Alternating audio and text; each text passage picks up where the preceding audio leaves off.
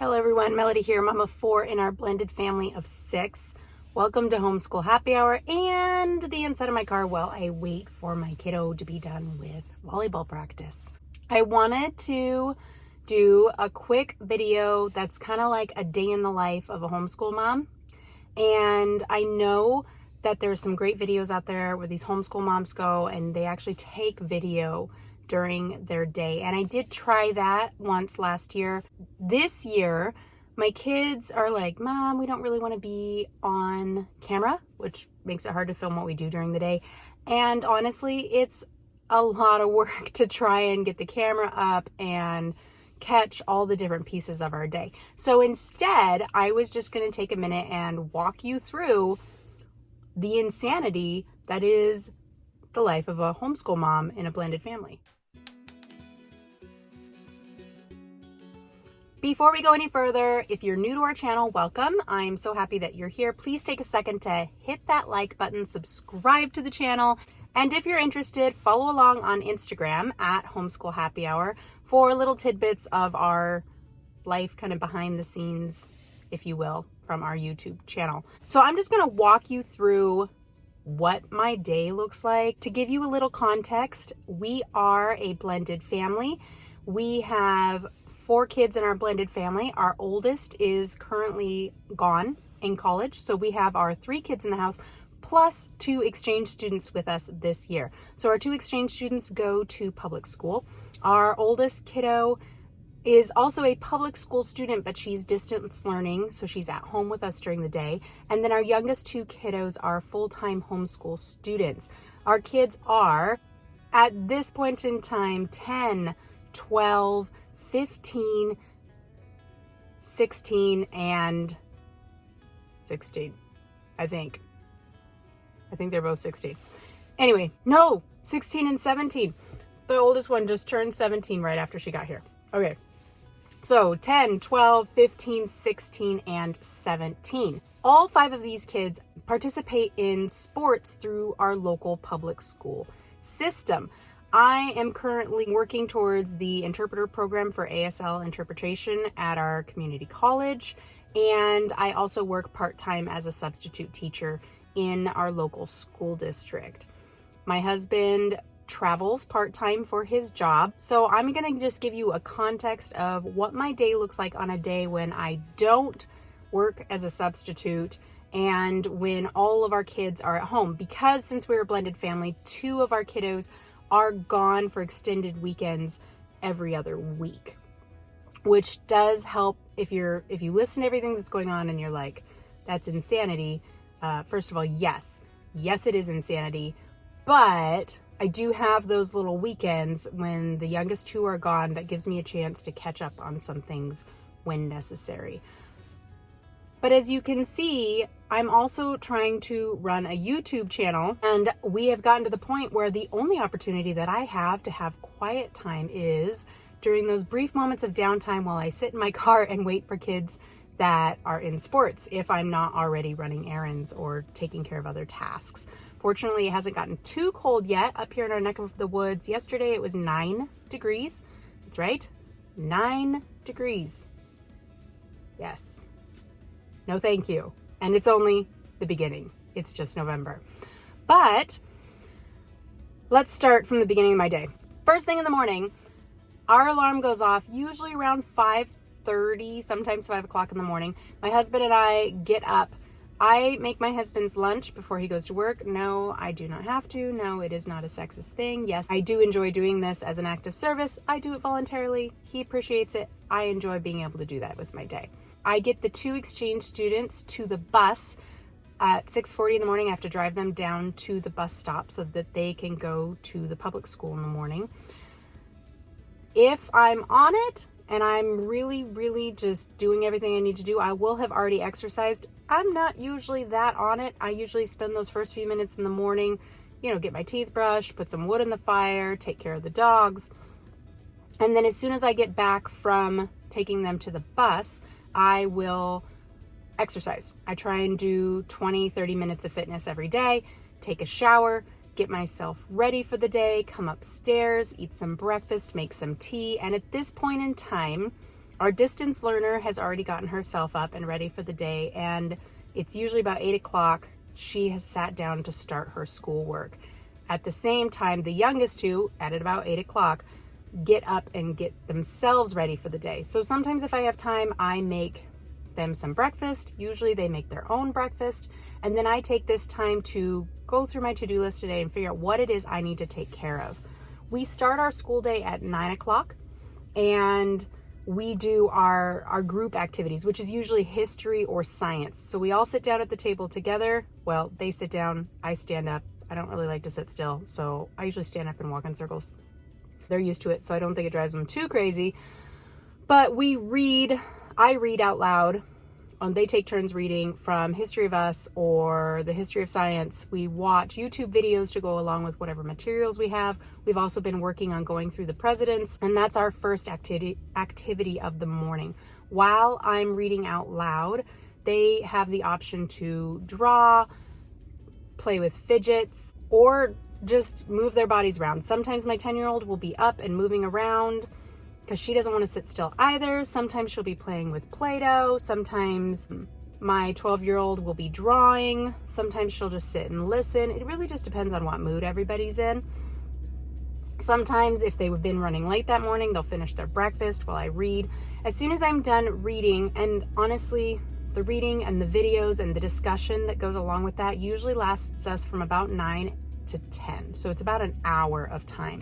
Then from 10 to 11, I do one-on-one work. Typically with Bean, the 10-year-old, we do her language arts together or anything else that she's needing some one-on-one attention with.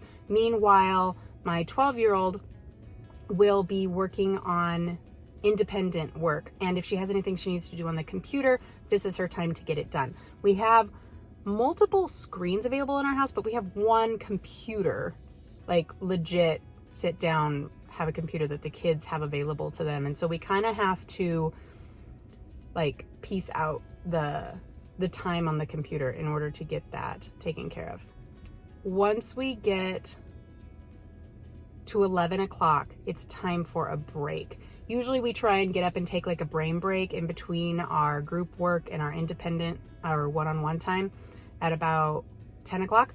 But by 11 o'clock, we're all ready for a break. Everyone is to get up, move their bodies, do something. This is the time when I make lunch, take care of my chores. They take care of their chores. I will do dinner prep at this time if I have anything that I need to prep for dinner or planning activities.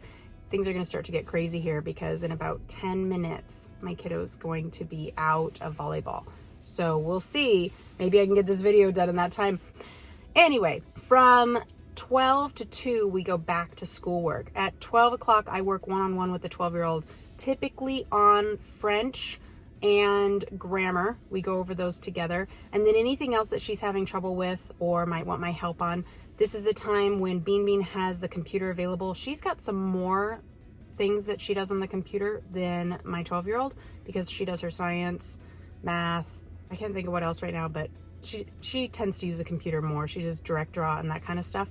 So from 12 to 2, we do either one-on-one or independent work. If they have time to do independent work, this is the time when I can work on my ASL class. I can work on my French because I'm working on that along with the prisoner so that we can practice together. And I can work on just household tasks like budget, menu planning, extra chores. Oh my gosh, the calendar. Oh, the calendar. I can work on that. Then at 2 o'clock, we wrap everything up, and anybody who has sports has about 15 minutes to get themselves in the car so that I can take them to sports. Then I drop off the junior high kiddos. If it's sports season, I drop them off at sports, and then I drop the high schooler at sports. Then from 3 to 4:30 is when my junior high students are in sports or have a game. If they don't have a game and they just have practice, I will go do my grocery shopping. I will go to the library. I will film videos like I'm doing right now. You can see I was just in the grocery store. I've got a whole back full of groceries, and oh, the price of groceries. It's no joke when they say that's the most expensive part of homeschooling. It's insane, but you probably know that. Anyway, sometimes if my husband's not traveling for work, we will stagger, and I'll either drop the kids off or he'll bring them in so that I can go home, or I'll come back and get them later. And when we do that, that's really handy because then I can work on making dinner. More often than not, I'm in town waiting for them to get out of practice. So then I will bring homework with me. I will bring tasks, like if I have bills to pay from home, I'll bring those with me. I will work on the calendar, anything like that. This is a good time when I like to edit videos for YouTube or do things for Instagram. If I have all of that stuff done, which is very rare, but if I have all of that stuff done, then I might just veg out and sit in my car and watch like a show on TV, which is a glorious moment of peace for me. But yeah, that's my time to do that, because as soon as I get the kids at 4:30 and then 5 o'clock, we head home. We live about a half an hour out of town in good weather. So now that it's winter, 30 to 45 minutes out of town. We drive home. The kids will unload groceries. If I have groceries, my husband will help if he's home. And then I will make dinner. All the kids will take showers because they just did sports. We will sit down as a family, eat dinner together. And then I will do prep work for the next homeschool day, finish any homework that I haven't already completed, and try my darndest to spend time with each of my kids. Because I don't know how this always happens, but even though we homeschool, I always feel like I don't have enough time to spend with them, which is crazy to me, but that's where we're at. And if I'm really lucky, then I will try and spend some time with my husband. And then we try to get to bed before 9 o'clock so that we can get up at 5 or 5:30 and start it all over again the next morning. Sometimes people ask me, they're like, oh, what have you been up to? And I'm just like, nothing, because I don't really know how to answer it. It's just like this go, go, go, go. Now, I love homeschooling. I love the flexibility that potentially offers. But I tend to be a go, go, go person. I have a hard time saying no because I want my kids to have all the different experiences. And when we have 5 kids and 5 different sports and icy roads and a distance learner and then public schoolers and then homeschoolers and different grades, and I'm working and doing school, it's a lot. I love it, and I'm grateful to be able to do this with my life. And I hope that gives you a glimpse on what it can be like to be a full-time homeschooling family. We don't do a lot of sitting still. It's just, I don't know how we would find the time to do that. Well, last week I was sick for about a week, and I did a whole lot of nothing but sitting still because I was sick. But you might be able to hear it in my voice. I still sound kind of wonky from whatever bug it was that decided to attack me. Fortunately, it didn't bother anyone else in my home, so everyone else made it through smooth sailing. And it looks like in about 4 minutes, I'm going to have some kids jumping into my car. So I will wrap this up. I hope that gives you a glimpse of what it's like in our family as a homeschool family. And I hope you will drop a comment in the box below and tell me a little bit about what does your day look like? What is your favorite part of your homeschool day? I know for me, my favorite part is that one-on-one time that I get to have with each of the kids. Sometimes that just means sitting in bed together, reading a book. Sometimes it means watching a video together. I try to get creative with that. It's just that part of the year where I've got now our art puzzle. So we're talking about Salvador Dali, and we've got a puzzle of one of his paintings. And so that's kind of just out there for us to work on together. And I really like those moments. So let me know what your favorite moments are, and I will catch you next time.